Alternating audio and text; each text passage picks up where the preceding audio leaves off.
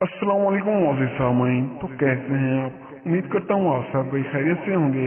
आज आपके लिए सांस की बीमारी से निजात के लिए एक जबरदस्त नुस्खा लेकर आया हूँ। दम्मा दुनिया भर में पाई जाने वाली एक दायमी बीमारी है जो फेफड़ों में सांस की आमदोरफ्त की नालियों को बुरी तरह मुतासिर करती है। दम्मा अगरचे एक मुस्तकिल बीमारी है जो तमाम उम्र चलती है, ताहम कुदरती नुस्खों और मुस्तनद दवाओं की मदद से इसका इलाज मुमकिन है।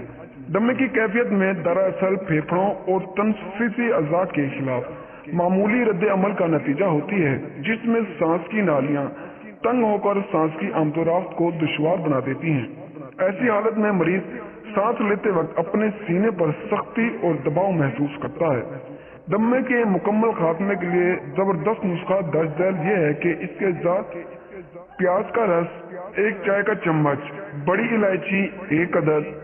तरकीब और तरीका इस्तेमाल इसका यह है कि प्याज के रस को तवे पर डालकर गर्म करें और इलायची को छीलकर इसके दाने प्याज के रस में शामिल करें। अब इसे अच्छी तरह भूनें। जब प्याज का रस खत्म हो जाए और इलायची के दाने भूना हो जाएं, तो इस तवे से उतारकर रोजाना सुबह नहारमुख खा लें।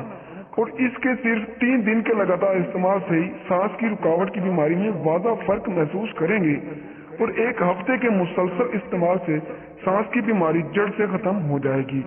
दमे की 2 इकसाम है। एक मूर्सी होती है जो इब्तिदा बचपन में होता है और बलखूज सब खुद ब खुद खत्म हो जाता है। दूसरी किस्म का दमे किसी भी किस्म की एलर्जी की वजह से होता है और बलोगत में शुरू होता है। अगर इलाज न करवाया जाए तो एक तवील मुद्दत तक बाकी रहता है। अगर आपको ये हमारी वीडियो पसंद आई हो तो वीडियो को लाइक करें और चैनल को सब्सक्राइब करें। तो मिलते हैं अगली वीडियो में। अपना और अपने सब बहन भाइयों का ख्याल रखिएगा। तब तक के लिए अल्लाह हाफिज।